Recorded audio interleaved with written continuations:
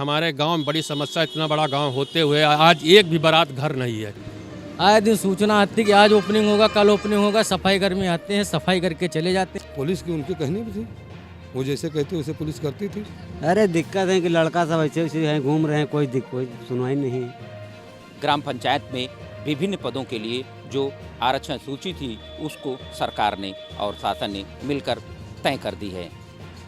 आरक्षण सूची के बाद गांव में राजनीतिक गर्मी जो सरगर्मी है वो तेज हो गई है। जो जिनको संभावित प्रत्याशी हैं वे मतदाताओं के पास जा रहे हैं। हम आज खड़े हैं भदोखर ग्राम पंचायत में। यहाँ के लोग भी हमारे साथ हैं। यहाँ 5 साल में क्या हुआ उसकी बात करेंगे और जो जिनको चुनाव लड़ना है और जो मतदाता हैं वो अपनी बात क्या कह रहे हैं हम यहाँ के लोगों से जानते हैं। आइए हम पूछते हैं कि आपके गांव का हाल क्या है, माहौल क्या है और कैसे। मैं अरुण कुमार, ग्राम भदोखर, पोस्ट भदोखर, जिला रायबरेली का रहने वाला हूँ। क्या है आपके यहाँ जो है चुनाव का माहौल कैसा है? चुनाव हमारे यहाँ सीट सामान्य हो गई है। फिलहाल 5 कैंडिडेट लड़ रहे हैं। सब पद के दावेदार बता रहे हैं। अब तो निर्णय आएगा तभी पता चलेगा कौन हकदार है इसका।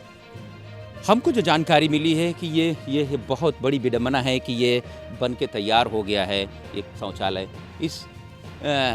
ये अभी तक चालू नहीं हुआ है और सरकार जो है, योगी सरकार हो या मोदी सरकार, वो तमाम चीज़ें कह रही है कि जो है शौचालय हमने दिया है, सार्वजनिक शौचालय दिया है। तो ऐसा क्या है कि अगर ये खुल जाता या चल जाता तो क्या मानते हैं आप? ये 2 महीने पहले बनकर तैयार हो गया है।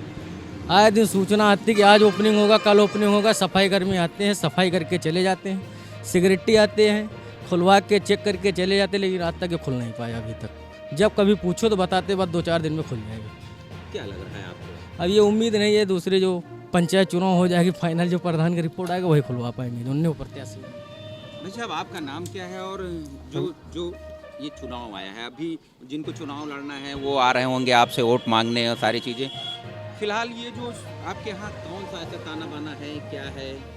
हमारा नाम जितेंद्र बहादुर सिंह है। मैं ग्राम भदोखर का ही रहने वाला हूँ। यहाँ पर जो है और तो सभी मांगते हैं, काम कोई नहीं करता है। कौन कौन से ऐसे काम हैं जिनको कहा गया और चुनाव लड़ा गया 5 साल पहले, अब क्या आप लोग जो जाएंगे?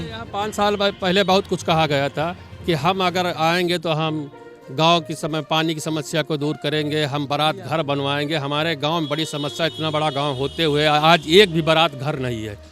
अभी तक बारातों के लिए विद्यालय मिल जाता था, लेकिन जब से सुप्रीम कोर्ट का आदेश हुआ है स्कूल भी नहीं मिलता है। लोगों को बारात के लिए बहुत बड़ी दिक्कत होती है। आपको तो गर्व महसूस करना चाहिए कि भदोखर गांव में एक भदोखर थाना है, बहुत जाना जाता है।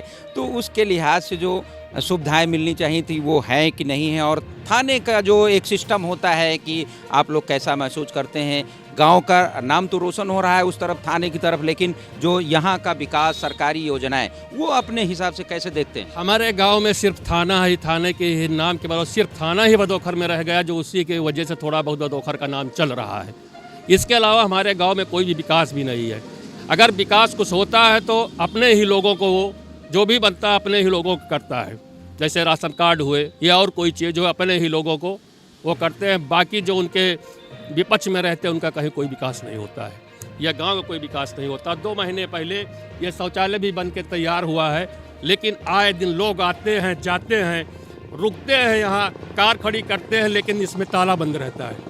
इसमें सबसे बड़ी बिजली में पानी की टंकी रखा दी गई है, लेकिन आज तक बिजली का कनेक्शन नहीं हुआ है।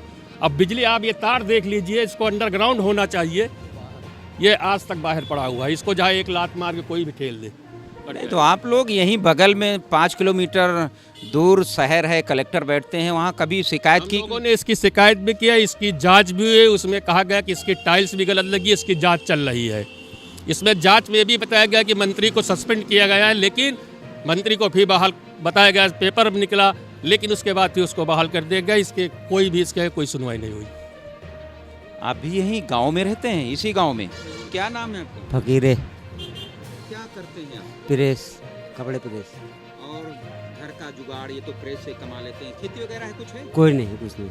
और जो सरकारी योजनाएं हैं तमाम, के आवास मिलेगा और शौचालय मिलेगा, ये सब है कि नहीं? हाँ है। क्या वो चूल्हा भी मिला होगा सरकारी? हाँ। क्या कब से भरा है? नहीं है? चल रहा है? चल रहा है। अच्छा। और क्या दिक्कतें हैं? अरे दिक्कत है कि लड़का सब ऐसे वैसे हैं घूम रहे हैं, कोई सुनवाई नहीं है। कैसी ग्रा- दलाली? दलाली ये है कि भाई भाई को लड़ाई हुआ, जाओ पहले प्रधान हो, आपके पास आना, जनता आती है प्रधान के पास, भैया हमारा समाधान करो। प्रधान सीधा बोलता था कि सीधे जाओ थाने में रिपोर्ट दिखाओ दोनों पार्टी को। उसके बाद में लेन देन करके दोनों पार्टी को सलाह समझौता कराता था। लेन देन पुलिस करती थी कि वो करते थे क्या? नहीं, प्रधान जी बीच में करते थे, बीच में प्रधान जी लेते देते थे। पुलिस क्या करती थी? पुलिस की उनके कहने भी थे, वो जैसे कहते वैसे पुलिस करती थी। अब नहीं कर रही, पहले करती थी, अब नहीं कर रहे। आ गई इसकी सरकार योगी आदित्यनाथ की, अब जो कर नहीं रहे, पहले करते थे भाई उसको। आपको सरकार की कोई योजना मिली? नहीं। क्या क्या आपको दिक्कत क्या है? दिक्कत ये आजकल साहब देखो, आपके बाल बच्चे हैं, बेटा हैं, बनाए हो चाहे जितना बनाए हो, के किसी का नहीं है कि नहीं? दुनिया संसार में बेटा बेटी कोई का नहीं है। लो बैठी रही हो, गरीब लोगन का को का नहीं है। खेती वगैरह घर की गृहस्थी कैसे चलती है? लड़का पट्टा कमा रहे हैं, बाहर हैं, यही तना मक चल रही हूँ, रहत हूँ, छुट्टी पावत ही दूसरे कीटा गारा करत हैं, उपा करत। जो सरकार की योजनाएं थी कि शौचालय, गैस चूल्हा और तो गैस मिली है, गैस मिली है, गैस मिली है, चल रही है वो।